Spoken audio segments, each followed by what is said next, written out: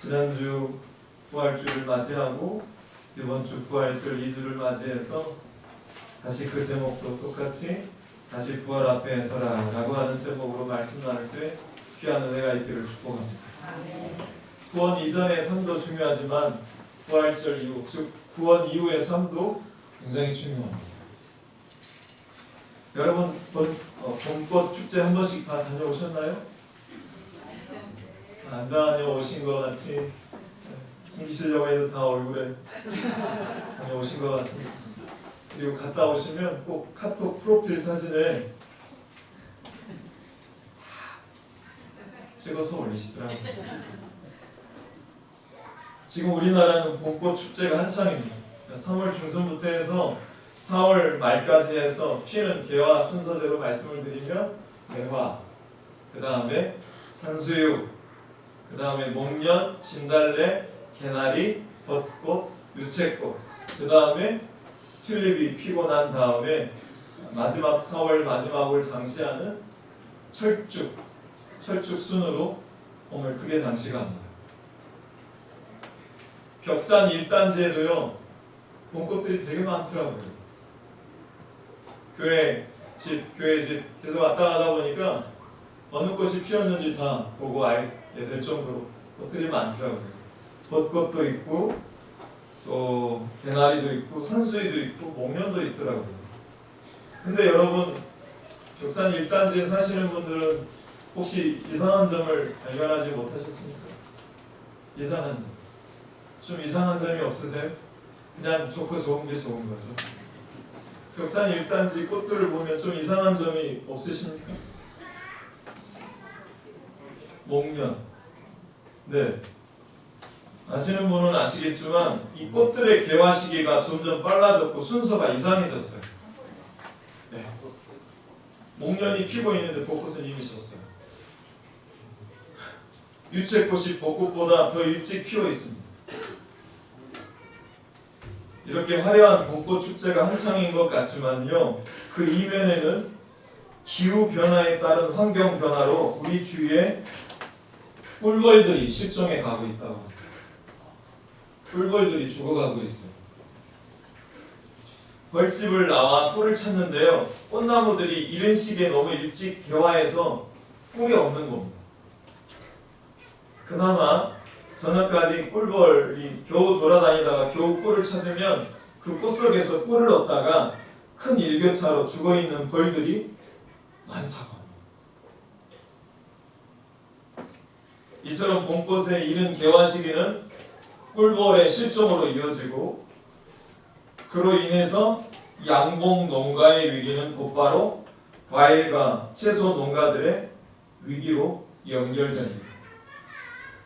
그리고 이어서 사람과 연결되고 결국에는 과학자들이 내놓은 논문 결과로는 이대로 가면 지구가 멸망한다고 합니다. 이처럼 이상기온 현상으로 꽃과 벌들이 긴가 민가하고 발송하는 모습처럼 우리 삶에도 우리 교회 현실에도요 긴가 민가한 신앙의 모습들이 나타납니다. 요즘 마귀가 흑색이면 흑색, 흰색이면 흰색으로 나타나야 되는데 그 흰색과 검은색 사이에 긴가 민가한 회색 상황을 만들어 놓고 말씀인지 아닌지 이게 죄인지 아닌지 구별을 짓지 못하는 상황과 여건으로 우리의 신앙을 가랑비에 엎젓듯이 시험하고 있는지도 모르고 당하고 있는 교회 현실이 많이 나타나고 있습니다. 저는 최근에도 그 고백을 들었습니다. 목사님, 말씀대로 믿고 살면 큰일 납니다. 예배가 이제 더 이상 절대적인 규칙과 계명이 아니라 선택사항이 점점 되어지고 있습니다. 기도의 시간들은 점점 줄어들어가고 있고 꿀벌들이 실종되듯이 부활의 증인들이 점점 사라져가고 있습니다. 핸드폰도 그렇다고 이야기하고 있습니다. 그래서 교회가 문을 닫습니다. 여러분 그 원인이 어디 있을까요? 그 원인에는 여러 가지가 있겠지만 그 무엇보다도 거룩이 없습니다. 뭐가 없다고요? 거룩이 없습니다. 거룩이 우리 삶에, 특히 말씀이 우리 가정에 옮겨 붙지 않아서 교회가 폐사하고 있습니다. 양봉 농가처럼. 부활주의를 제대로 통과한 자에게 일어나는 현상이 있습니다. 경험하신 분은 다 아실 거예요. 부활주의를 제대로 통과한 자에게는 일어나는 현상이 있는데 삶의 동기가 확실해집니다. 뭐가 확실해진다고요? 삶의 동기가 완전히 확실해집니다. 요한복음 14장 6절, 예수께서 가라사대 나는 길이요 진리요 생명이니 나로 말미암지 않고는 아버지께로 올 자가 없느니라. 예수님만이 나의 길이시고 예수님만이 나의 생명이시고 예수님만이 나의 진리가 됩니다. 여러분께 이 질문을 한번 드려볼게요. 여러분의 구원의 확신이 있으십니까? 다시 여쭤볼게요. 여러분의 구원의 확신이 있으십니까? 아멘입니다. 구원의 확신이 있는 사람은요, 확실한 동기를 가지고 살아갑니다. 간단해요.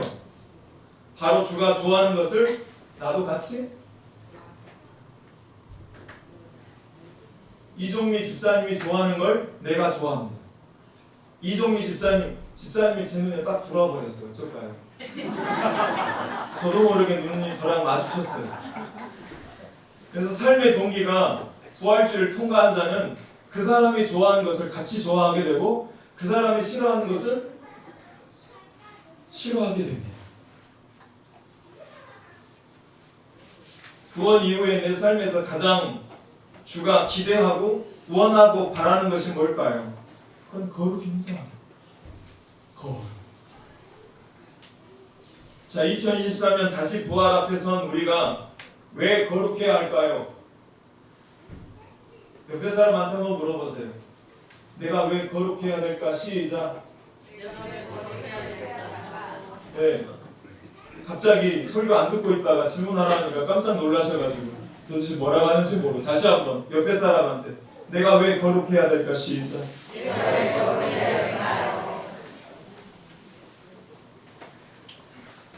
주가 좋아하시니까 거룩해야 합니다. 그런데 여러분, 솔직히 말해서 우리는 과연 거룩할 수 있을까요? 구원의 확신은 있는데 과연 우리는 거룩할 수 있을까요? 저는 성경을 읽으면서 부담스러운 말씀들이 굉장히 많은데, 목사인 저에게도 오늘도 성경을 읽으면서 부담스러운 때가 있는데 바로 오늘 본문 말씀이 진짜 부담스럽습니다. 베드로전서 1장 14절 17절 제가 다시 한번 읽어봐 드릴까요?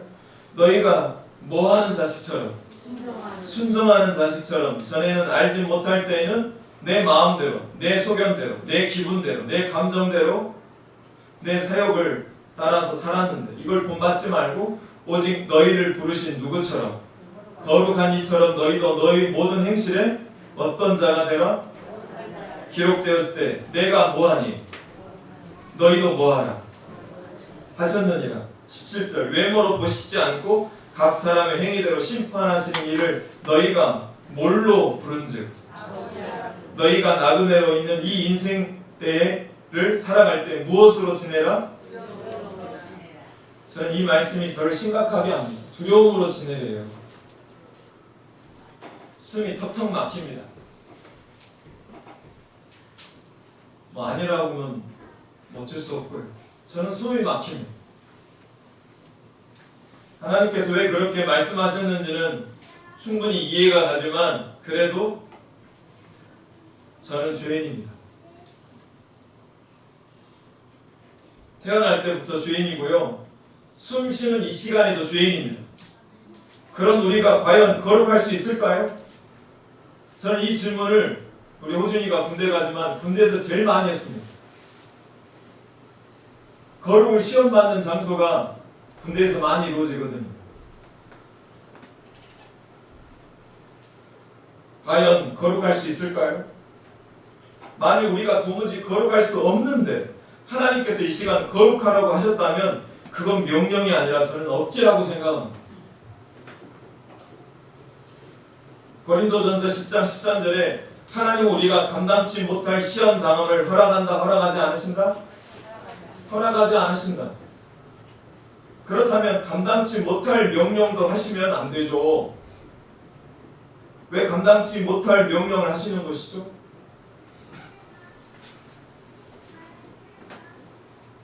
도무지 지킬 수도 해낼 수도 없는 명령을 하신다면 그 하나님은 정말 고약하신 하나님이십니다. 본문 말씀을 가지고 묵상할 때였습니다. 문득 본문 말씀이 정말 숨통 막히는 어떤 의무나 명령이 아니라 도리어 하나님의 소중한 약속이라는 이해로 다가오기 시작했습니다. 16절 말씀 같이 여러분 읽어봐 주실래요? 시작. 내가 거룩하니 자, 내가 거룩하니 너희도 거룩할지어다 라고 하는 그 방점은 너희도 거룩하라에 있지 않습니다. 이 말씀의 방점은 어디에 있냐면 바로 내가 거룩하니 있습니다. 나의 어떠함과 상관없이 너희만 거룩하라라고 했다면 이처럼 부담할 수가 없습니다. 하지만 거룩하라라고 명령하시기 전에 전제가 있는데 바로 내가 거룩하니. 하나님은 물론 거룩하신 분이죠. 완전하신 분이시고 흠이 없으신 분이십니다. 그런데 그것이 과연 나와 무슨 상관이 있을까요? 자, 이제 설명드릴게요. 예수 그리스도가 이 땅에 오셨습니다. 예수님께서 제일 먼저 선포하신 복음이 그것이었습니다. 하나님의 나라가 왔다라는 것입니다. 하나님의 나라란 하나님의 통치를 의미합니다. 누가복음 17장 21절에 하나님 나라는 여기 있다 저기 있다 할 수 없고 바로 누구 안에 있다? 우리 안에 있다. 할렐루야. 계시록 3장 20절 볼지어다 내가 문 밖에서 서서 두드리노니 누구든지 내 음성을 듣고 문을 열면 내가 그에게로 들어가 그와 더불어 먹고 그는 나와 더불어 먹으리라. 믿으십니까? 우리가 예수님께 문을 여는 순간 예수님은 우리 안에 들어오십니다. 예수님만 들어오신 게 아니라요, 하나님의 나라도 들어옵니다.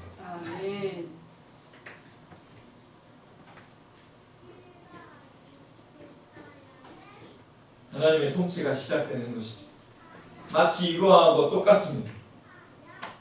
마치 반죽에 넣은 누룩처럼 하나님의 나라가 점점 부풀어 올라서 확장되는 것입니다. 다시 말씀드려요. 마치 반죽에 넣은 누룩처럼 하나님의 나라가 점점 부풀어 오르며 확장되는 것입니다. 반죽의 상태는 전혀 상관없습니다. 반죽이 어떠하면은 전혀 상관없이 누룩이 들어가면 그 반죽의 성질이 어떠한가 상관없이 반죽의 특성을 완전히 그 특성을 변화시키는 것입니다.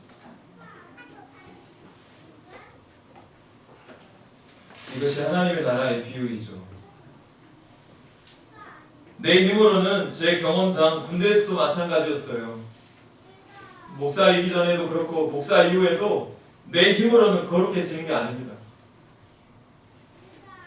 내 의지로는 더욱더 거룩해지는 것도 아니고요. 그래서 이 시간 내 안에 하나님의 말씀이 들려져야 되는 것입니다. 그래야 내 안에 말씀이 들려져야 내 안에 하나님이 말씀이 받아지게 되어지는 것이죠. 내 안에 말씀이 받아들여져야 됩니다. 기도 잘한다고요? 설교 잘한다고요?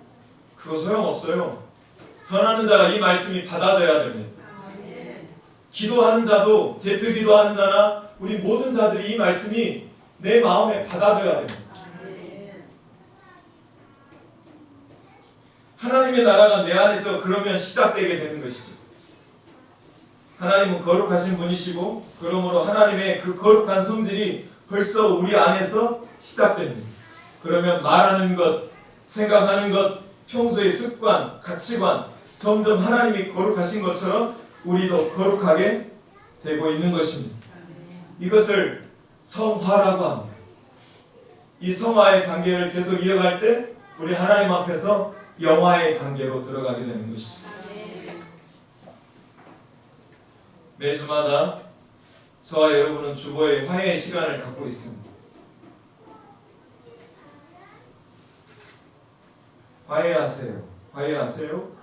마음의 문을 열고 손을 내밀어 인사를 나누세요. 용서를 하는 사람 용서를 받게 되고 사랑을 하는 사람 사랑을 받게 되죠. 주의 십자가 바라보세요. 누구의 죄인가요? 너희는 서로 사랑하라는 말씀도 마찬가지이고요. 용서하라는 말씀도 마찬가지입니다. 부담스러운 명령이 아닙니다. 내 안에서 시작된 하나님의 나라가 궁극적으로 이루게 될 모습을 말씀하고 있습니다. 기뻐하세요. 기뻐하세요. 기뻐하시기 바랍니다. 하나님의 나라가 시작되었습니다. 빌립보서 1장 6절에 보면 너희 안에서 착한 일을 시작하신 이가 그리스도 예수의 날까지 이루실 줄을 우리가 확신할 수 있습니다. 이 확신이 있을 때만이 용서도 사랑할 수도 있어요.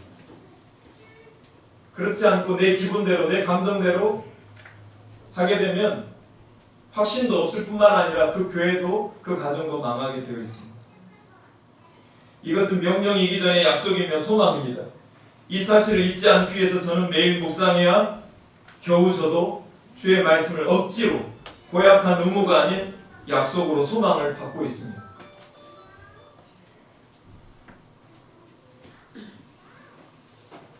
자, 여러분, 구원 이후에 내 삶에서 주가 가장 기대하고 원하고 바라는 것이 거룩이라면 그 거룩을 방해하는 가장 큰 적이 있습니다. 그게 뭐냐면 나의 죄의 습관입니다.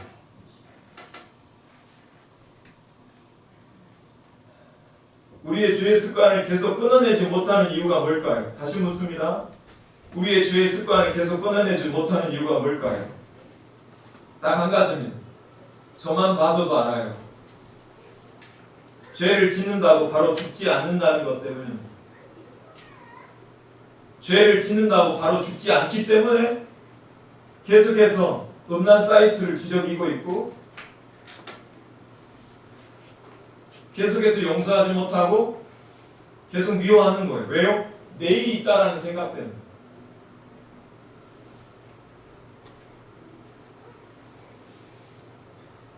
요즘 시대는 긴가민가한 시대를 살아가고 있어요. 인권을 앞세워서 동성애가 차별금지법으로 보장받는 시대입니다. 작년에는 영국의 빌 빌레혼이라고 하는 목사님이 설교장에서 동성애는 죄라고 설교했는데 재판 1심, 2심, 3심에서 다 패소했습니다. 캐나다 법정에서는 작년에 목사님께서 교회에서 설교를 했는데 인권을 침해했다고 그 목사님도 감옥에 들어갔습니다. 최근에는 어떤 일이 벌어졌냐면 오전에는 거룩한 모습으로 예배를 드리고 오후에는 레즈비언들을 백악관에 초청해서 그들의 결혼 주례를 섰던 분이 계십니다. 그분이 누군지 아십니까? 버락 오바마입니다. 그 레즈비언들에게 God bless you라고 축복하며 주례를 섰습니다. 많은 사람들이 박수를 쳤습니다.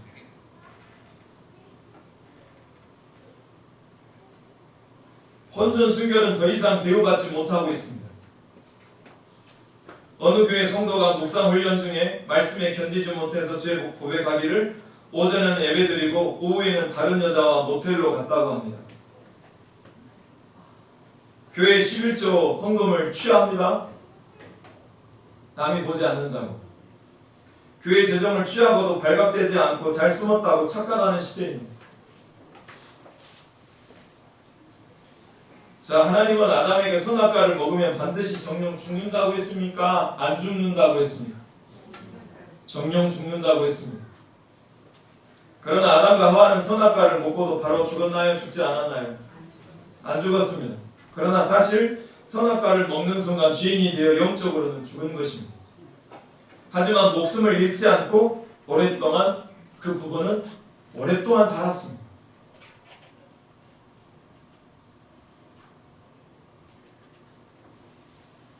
왜 하나님은 인간이 선악과를 먹는 순간 바로 죽게 하지 않으셨을까요?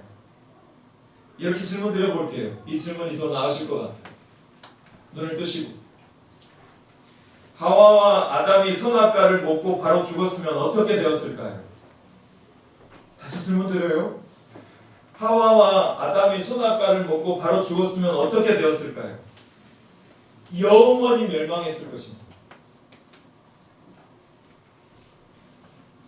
그러나 죽지 않고 더 살면서 회개하면 영원한 멸망을 피할 수 있습니다. 하나님이 그들을 바로 죽이시지 않는 이유는 저는 딱 한 가지라고 봅니다. 그들이 회개할 기회를 주기 위해서인 것 같습니다. 아멘. 베드로후서 3장 8절로 9절. 사랑하는 자들아, 주께는 하루가 천년 같고 천년이 하루 같다는 이 한 가지를 제발 잊지 말아라. 주의 약속은 어떤 이들이 더디다고 생각하는 것 같이 더딘 것이 아니라 오직 주께서는 너희를 대하여 오래 참으사 아무도 멸망하지 아니하고 다 회개하기에 이르기를 원하시느니라. 아멘. 그런데 사람은요, 죄를 지어도 바로 죽지 않으면 자기가 선한 것으로 착각하기 시작합니다. 그래서 회개하도록 생명을 연장시켜 준 것이 오히려 죄를 더 많이 짓는 기회가 됩니다. 히스기야처럼 15년 동안 살려달라고 기도해서 15년 동안 살았지만 그 15년 인생을 통하여 자기가 평생 지을 수 있는 죄보다 더 큰 죄를 짓고 죽었습니다. 교만해져가지고 자기 금은 보화 창고를 다 열어줘가지고 바벨론을 쳐들어올 수 있는 계기를 마련해줘서 자기 하나만 죽었으면 이스라엘 백성들은 다 행복했을 거예요. 그리고 그 15년 동안 살면서 평생 가장 악한 왕이었던 왕 중에 하나였던 므낫세 왕을 낳아서 이스라엘 백성들이 얼마나 가진 악을 많이 행했는지 모릅니다. 여러분, 사울은요 하나님의 은혜와 축복을 받아서 왕이 되었습니다. 그러나 왕이 된 후에 망령되게 행동해서 왕위를 폐하실 것이라는 말씀을 듣습니다. 그런데 하나님은 사울을 바로 폐하지 않으시고 왕으로 더 지내게 해주셨습니다. 자그마치 17년 동안. 그런데 이때 사울은 회개했나요? 회개하지 않았나요? 회개하지 않았고, 이때 사울이 회개하고 하나님의 뜻에 따라서 다윗에게 왕위를 물려줄 수도 있었습니다. 그렇게 했으면 사울과 다윗과 온 이스라엘이 모두 행복하게 지냈을 것입니다. 그런데 다윗도 범죄했나요? 범죄하지 않았나요? 범죄했습니다. 밧세바 여인에 취하여서 간음죄를 지었고 그걸 덮기 위해서 살인죄를 범했습니다. 남들이 보지 않았을 거라고 생각을 해서 1년 동안 그 아이가 태어나서 1년 동안 자랐습니다. 최소 성경에서 보면 그 자라난 아이가 1년간 살아있었습니다. 그 기간 동안 바울은 회개할 기회가 있었지만 회개했을까 안 했을까요? 회개 안 했습니다. 나단 선지자가 와서 당신은 하나님 앞에 범죄했던 죄인입니다라고 지적하기 전까지 1년 동안 회개하지 않았습니다. 왜? 왜 하나님 앞에 회개하지 않았을까요? 죄를 짓고도 바로 죽지 않았기 때문에 다윗도 회개하지 않았던 것입니다. 최소 1년 동안. 그러나 그는 그 말씀을 마음밭에 받아서 하나님의 나라가 들어가니까 통치하게 되니까 그 범죄함으로 인하여서 통회하고 자복함으로 그 영혼이 살게 된 것입니다. 그러나 사울은 회개하지 않고 자기 왕위를 유지하기 위해서 심지어 자기 아들에게 왕위를 넘겨주기 위해서 하나님의 왕으로 세우신 다윗을 17년 동안 죽이려고 했습니다. 그래서 하나님이 주신 회개의 기회를 다 잃어버리고 비참한 최후를 맞이합니다. 사울은 그렇게 사는 동안 온 나라에 큰 해를 끼쳤습니다. 사랑하는 성도 여러분, 사울이 왜 회개하지 않았을까요? 성경을 가장 많이 알고 있고 설교했다는 목사들이 왜 회개하지 않을까요? 장로들은 목사 탓, 목사는 장로 탓, 성도들은 목사 탓, 목사는 성도 탓. 여러분, 십자가는요, 자기 죄의 실체를 볼 수 있는 사람만 그 십자가가 필요합니다. 십자가가 언제 나의 능력이 되냐면 나의 죄의 실체를 볼 때만이 십자가가 보입니다. 아멘. 남의 죄가 보이는 사람, 목사의 죄가 보이고 여전히 그 목사는 왜 그런지, 그 장로는 왜 그런지, 그런 분들은 절대 자기 십자가의 실체를 보지 못하는 분들입니다. 자기 십자가의 실체를, 자기 십자가를 가지고 자기 실체를 보는 은혜가 있기를 축복합니다. 그래야지 회개할 수 있어요. 사울은 왜 회개하지 않았냐면 하나님이 즉시 벌을 내리지 않으신 것을 자기가 인정받는 것으로 착각했기 때문입니다. 우리가 잘못을 저질러도 하나님은 즉시 벌하지 않고 기다려 주실 때가 많습니다. 저에게도 너무 많았습니다. 이때 우리는 내가 하나님의 인정을 받는 것으로 착각하면 안 됩니다. 죄를 짓고도 그 다음 주에 설교했는데 성도들이 은혜 받았대요. 이게 가장 큰 저주 중에 저주인 것이죠.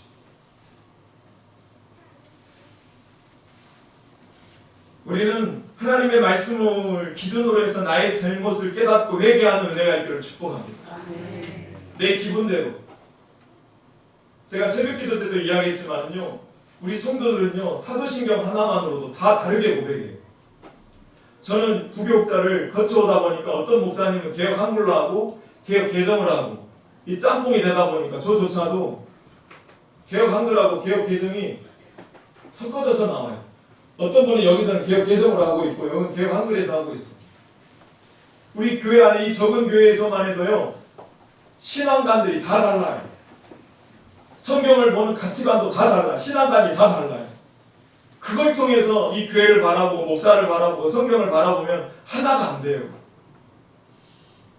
그래서 말씀의 기준으로 바라봐야 되는 은혜가 주어져야 될 줄로 믿습니다. 말씀의 기준으로 나의 잘못을 깨닫고 회개해야 합니다. 하나님이 기다려주실 동안 회개하면 다시 축복을 회복할 수 있는 것입니다. 말씀을 가름합니다. 하나님이 기다려주신 것을 내가 잘하고 있는 것을 착각하고 계속 죄를 지으면 나중에 무서운 파멸을 당하게 됩니다. 우리는 벌을 받지 않는다고 방심하지 말고 이 시간 말씀에 비춰서 너가 아닌 나를 거쳐 나가는 은혜가 있기를 축복합니다. 그래서 하나님의 기다리심이 내가 회개하고 축복의 기회가 되어지는 그 은혜가 있는 시간 되기를 주의로 축복합니다. 다음 주부터는 이런 말씀을 증거할까 합니다. 회개는 반드시 그 회개에 합당한 뭐가 있어야 됩니까? 회개에 합당한 열매가 있어야 합니다. 요한복음 5장 29절 선한 일을 행한 자는 생명의 부활로 악한 일을 행한 자는 심판의 부활로 나옵니다. 우리가 회개할 때 그 열매가 있어지는 그 열매로 살아낼 수 있도록 한 주 동안 내가 거룩해야 되는데 그 거룩을 방해하는 죄의 습관이 무엇인지 고민하시고 회개에 합당한 열매를 맺게 하여서 내가 어떤 말씀을 받아야 될지 그 마음을 가지고 다음 주에 모시기를 주의로 축복합니다.